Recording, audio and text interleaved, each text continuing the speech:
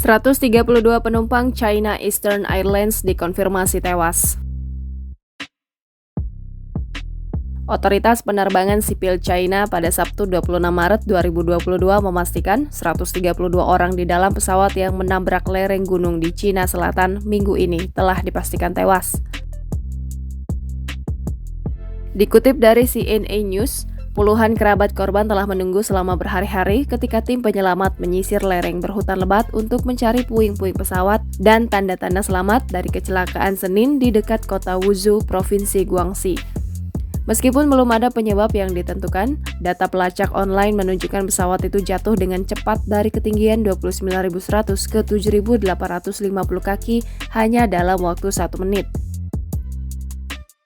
Media otoritas Cina memberitakan tidak ada warga asing yang ada di dalam pesawat. Setelah pengumuman, Hu dan para jurnalis yang berkumpul berdiri untuk mengheningkan cipta selama 1 menit bagi para korban tragedi tersebut.